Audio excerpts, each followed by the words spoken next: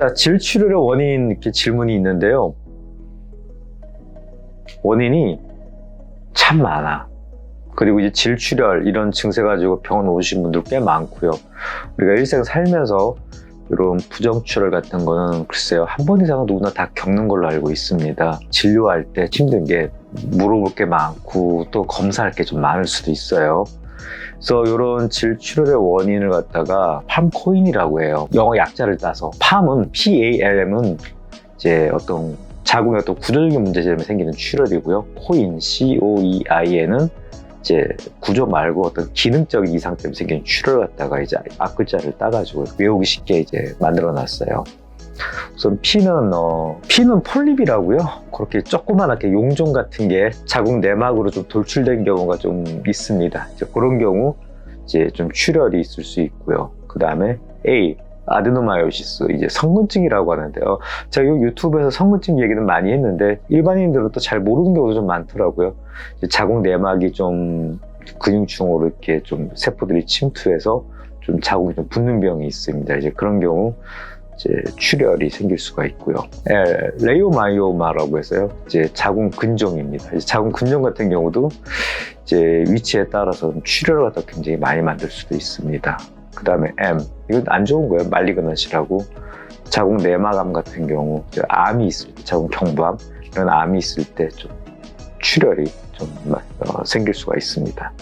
그다음 이제 기능적인 거, 이제 COEIN, C, 코아그로패시, 우리가 지혈에 좀 문제가 되는 경우 질에서도 좀 출혈이 우발적으로 생길 수가 있고요. 오바리안 디스펑션이라고 이제 난소 기능에 조금 문제가 있을 때, 언밸런스가 있을 때 이제 그때 좀 출혈이 있을 수가 있습니다. 그 다음에 이 엔도메트리움, 이제 자궁 내막에 좀 기능적으로 문제가 있을 때 또 출혈이 있을 수가 있고요. 이아트로제닉, 그거는 이제 의료적인 어떤 시술 때문에 생기는 출혈인데, 우리가 보통 자궁 내막에 요즘 이제 미레나 루프 같은 거 많이 이제 착용하거든요.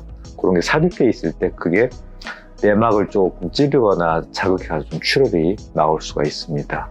And not otherwise classified. 그래서 이제 기타 등등 이제 우리가 이제 아까 언급했던 거 말고도 특이한 경우 그런데 출혈이 있을 수가 있어요. 예를 들어서 이제 제왕절개한다고 이렇게 째고 아기 꺼냈을 때 그 상처 때문에 기능적으로 좀 내막에서 좀 출혈이 있을 수도 있습니다. 네.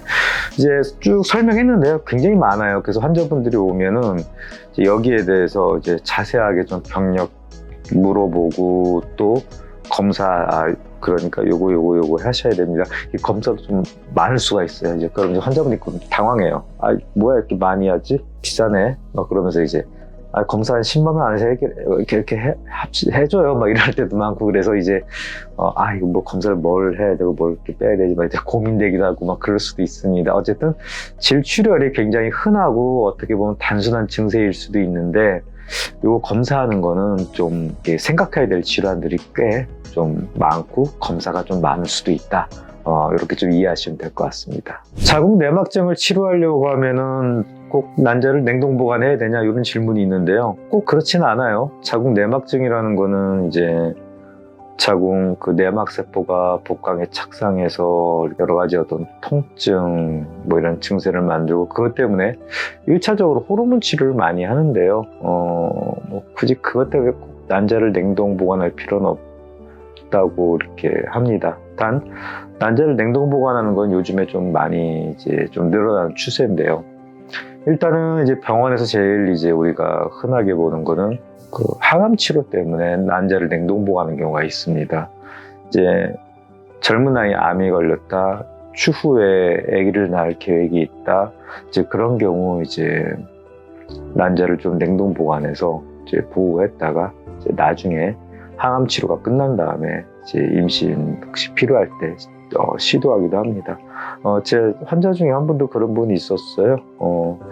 20대였는데 한 10대 때 백혈병 때문에 이제 항암 치료를 그때 이제 난자를 냉동 보관했다가 아직 갖고 있죠. 아직 결혼 아직 안 했는데, 이제 어쨌든 암 치료를 할 때 이 항암제들이 이제 세포 분열이 왕성한 세포들을 잘 공격하거든요. 난소도 이제 공격을 많이 받는 장기 중에 하나이기 때문에 그럴 때는 이제 꼭 난자를 냉동 보관시키라고 합니다. 요즘에 좀 결혼 연령이 좀 점점 좀 늦어지고 있잖아요. 꼭 우리나라만 그런 것도 아니고요. 전 세계적으로 좀 잘 사는 나라를 좀 추세이긴 한데, 결혼이 늦게 하게 되면 아기를 늦게 갖는다? 그러면 이제 사실 나이가 들면 들수록 이 난자 좀 질이 좀 떨어지거든요. 그래서 좀 자연 임신이 안 된다. 그래서 이제 뭐 과배란 유도제 맞고 난자 채취해서 뭐 인공 수정한다. 근데 이제 보니까 난자 질이 좀 잘 안 좋아요. 다시 한번 채취해요. 뭐 이런 경우들이 좀 비일비재합니다. 그래서 난 20대 때 좀 생각해 봤을 때 나는 지금 커리어가 이런데 결혼, 아기, 임신, 출산은 좀 몇 살 이후에 해야 될 것 같은데 그러면 지금 좀 건강할 때 보관했다가 나중에 그때 혹시 여차하면 쓰자. 이런 경우들이 요즘 좀 많이 있습니다. 그래서 커리어 우먼들이 요즘에 난자를 갖다가 이제 냉동 보관하는 경우가 좀 많이 좀 늘고 있습니다. 이상입니다.